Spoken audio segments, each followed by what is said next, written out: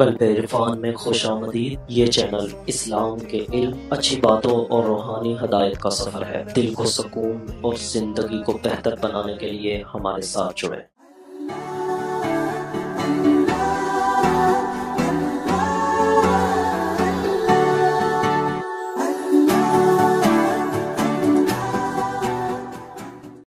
انیس سو چالیس میں جب مینار پاکستان کی موجودہ جگہ اس وقت منٹو پارک کہلاتی تھی، وہاں پر جب قرارداد پاکستان کا عظیم جلسہ ہوا تھا جس سے قائد اعظم نے خطاب کیا تھا اور مسلمانان ہند کے لیے ایک نئے اسلامی وطن اور ایک نئی مملکت کے حصول کی جد و جہد کا عملی آغاز کیا تھا، جس میں لاکھوں لوگ پورے بر صغیر پاک و ہند سے کارکنان تحریک کے طور پہ شریک ہوئے تھے، اس کی تیسری صف میں حضرت فرید ملت ڈاکٹر فرید الدین قادری تحریک پاکستان کے ایک عظیم کارکن کی حیثیت سے بیٹھے تھے، اور وہ نہ صرف جنگ میں اور خطہ پنجاب میں بلکہ ہندوستان کے مختلف علاقوں میں اپنے اپنے وقت میں قیام پاکستان کے حصول کے لیے جو فکری تحریکیں چلتی رہی ان میں پیش رہے، عملی تحریکوں میں پیش رہے، سیاسی، قومی اور ملی تحریکوں میں پیش رہے۔ 1930-31 سے لے کر 38-39 تک یہ پورے 10 سال کا عرصہ جو انہوں نے لکھنؤ میں گزارا، جہاں اپنی دینی تعلیم کی تکمیل کی فرنگی محل لکھنؤ میں، اور اس وقت کے جلیل القدر اساتذہ کے پاس زانو تلمذ طے کیا اور علوم دینیہ کی تکمیل کی، اور جب 1940 کے جلسے میں شرکت کی ہے حضرت فرید ملت نے اور قائد اعظم علیہ رحمت کا خطاب سنا قرارداد پاکستان کے موقع پر، اس وقت وہ ابھی جنگ میں نہیں تھے، حیدرآباد دکن سے سفر کر کے آئے تھے اپنے دوستوں کے ہمراہ، پھر واپس چلے گئے چونکہ تکمیل ابھی ریسرچ کی اور ہائیلی ڈگری کی رہتی تھی، اور جب لکھنؤ میں تھے وہ بطور طالب علم نوجوان لیڈر تھے، ان کی ادبی سرگرمیاں تھیں، علمی سرگرمیاں تھیں، فکری سرگرمیاں تھیں، روحانی سرگرمیاں تھیں، اور ان کا رول اتنا نمایاں اور اتنا پرومیننٹ تھا کہ آپ اندازہ کریں کہ جب حضرت فرید ملت کی آخری ملاقات ہوئی ہے علامہ اقبال رحمۃ اللہ تعالیٰ علیہ سے، لاہور آئے ہیں لکھنؤ سے، علامہ اقبال جب علیل تھے رحمۃ اللہ تعالیٰ علیہ،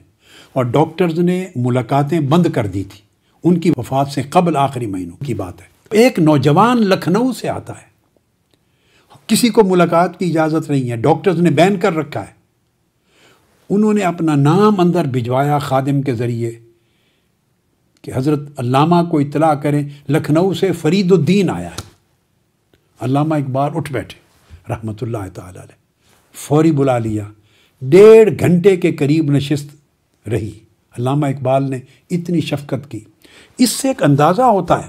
کہ یہ جو علامہ اقبال کی شخصیت تھی یا بعد ازاں حضرت قائد اعظم محمد علی جناح کی، ان کو یہ پتہ تھا کہ ہندوستان کی کس کس اسٹیٹ میں اور کس کس ضلع میں اور کس کس شہر میں قیام پاکستان کی تحریک تو بعد میں بنی، مگر 2 قومی نظریے کی موومنٹ پہ کون سٹرگل کر رہا ہے، مسلمانوں کے اس تشخص کو اجاگر کرنے میں کون شعور بیدار کر رہا ہے، اور نمایاں صف اول کا رول کن کے پاس ہے۔ یہ وجہ ہے کہ باوجود اس کے کہ نوجوان تھے، علامہ اقبال نے آخری وقت میں جب کسی کو ملاقات کی اجازت نہ تھی آپ کو بلا لیا اور 1.5 گھنٹہ ملاقات کی۔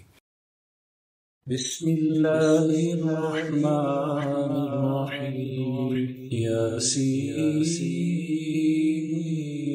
والقرآن الحکیم، انک لمن المرسلین علی صراط مستقیم، تنزیل العزیز الرحیم، لتنذر قوما ما انذر آباؤهم فهم غافلون، لقد حق القول على أكثرهم فهم لا يؤمنون، إنا جعلنا في أعناقهم أعناقهم أغلالا فهي إلى الأذقان فهم مقمحون وجعلنا من بين أيديهم سدا ومن خلفهم سدا فأغشيناهم فهم لا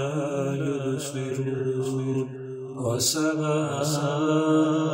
عليهم أأنذرتهم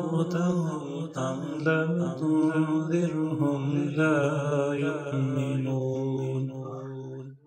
إنما تنذر من اتبع الذكر وخشي الرحمن بالغيب فبشره بمغفرة وأجر كريم